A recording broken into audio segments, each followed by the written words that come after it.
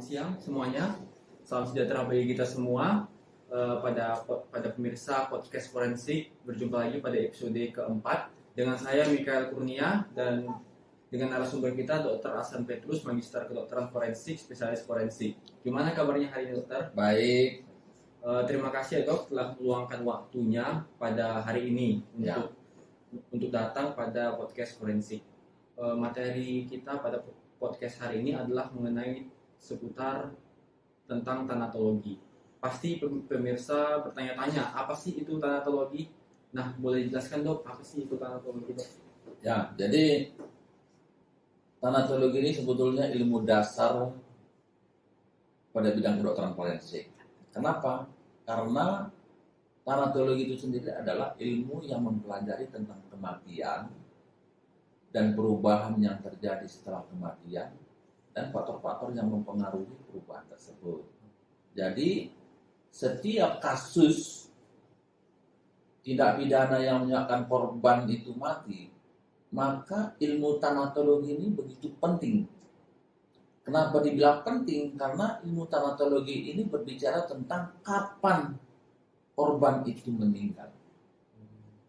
Dan satu penyelidikan tidak akan bisa sampai kepada tujuan itu tersangka kalau kapan korban ini meninggal tidak diketahui. Oh, begitu ya, Dokter. Nah, itu. Menarik. Jadi setiap kasus ilmu tanatologi pasti digunakan. Setiap kasus ya, Dokter? Setiap kasus. Karena yang meninggal, Gitu. karena selalu perlu dicari tahu kapan dia meninggalnya. Kenapa itu penting? Karena dari situlah titik awal penyelidikan. Jadi kalau tidak diketahui kapan dia meninggal, nggak bisa diselidiki. Kalau diselidiki pun akan sesat. Itu menurut ilmu kriminologi. Ya. Ilmu kriminologi, Dokter. Baik, Dokter. Jadi bagaimana sih, Dokter, ilmu tanatologi ini diaplikasikan dalam ilmu kedokteran saat ini, Dokter? Nah, ilmu tanatologi itu kan berbicara tentang kematian dan proses yang terjadi setelah kematian. Dan siapapun kita, manusia yang mati itu akan mengalami proses yang sama, namanya fisiologis. Mulai dari penurunan suhu, ya saya kira nggak ada lah yang orang yang mati itu yang tidak turun suhunya, gitu ya. Pasti dingin, malah orang bilang udah mati nih, udah dingin, nah gitu ya. Nah, kemudian ada terjadi lebam mayat, terjadi kaku mayat dan pembusukan. Nah, semua ini sudah dipelajari sehingga muncullah ilmu ini. Sehingga tanda-tanda atau perubahan-perubahan yang terjadi setelah kematian inilah digunakan untuk menyatakan sudah pasti mati. Kemudian berapa lama dia mati. Kemudian mungkin juga bisa kita perkirakan apa penyebab kematiannya.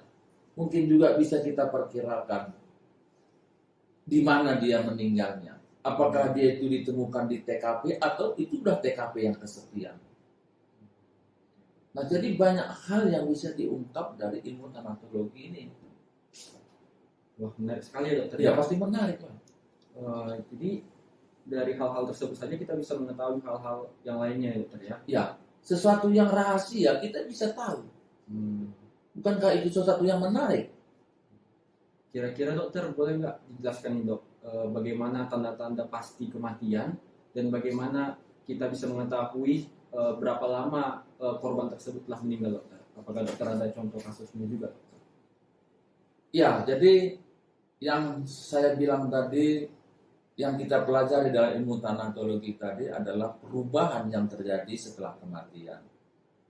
Jadi perubahan yang kita lihat di sini adalah perubahan suhu, terjadi lebam mayat, kaku mayat, pembusukan. Kalau itu sudah terjadi, itu sudah pastilah orang itu sudah mati. Nah, lalu bagaimana dalam hal perkiraan lama kematian? Nah, sudah dilakukan penelitian dan sudah ditemukan rumusnya.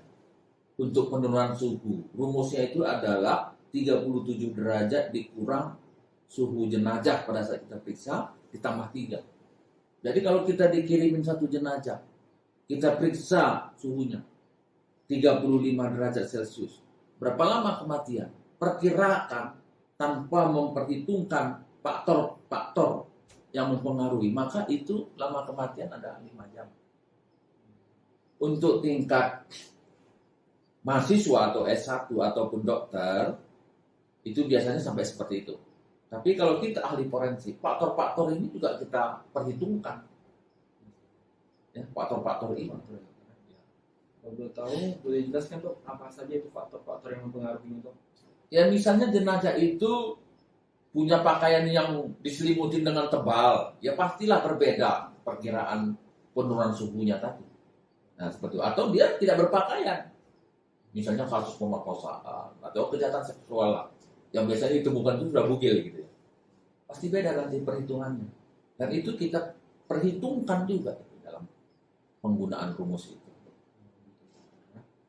Baik dok, jadi selama dokter sebagai dokter forensik dok yang sudah berpengalaman dok, apakah dokter memiliki hambatan atau tantangan dok dalam mengaplikasikan tanatologi ini dok? Ya, saya kira hambatan untuk mengaplikasikan itu tidak ada ya, tidak ada hambatan. Yang menjadi hambatan itu sebetulnya adalah ketika jenazah ini kita temukan sudah mengalami proses pembusukan, apalagi pembusukan lanjut. Nah itu yang seringkali dalam pemeriksaan kedokteran forensik itu menimbulkan beberapa kendala, oleh karena pembusukan itu sendiri menghilangkan barang bukti yang ada pada tubuh jenazah itu. Nah, seperti itu. Baik, terima kasih dokter atas waktu bincang-bincangnya dokter. Semoga apa yang dokter jelaskan bisa bermanfaat bagi pemirsa yang menonton. Terima kasih dokter. Ya. Salam sejahtera bagi kita semua.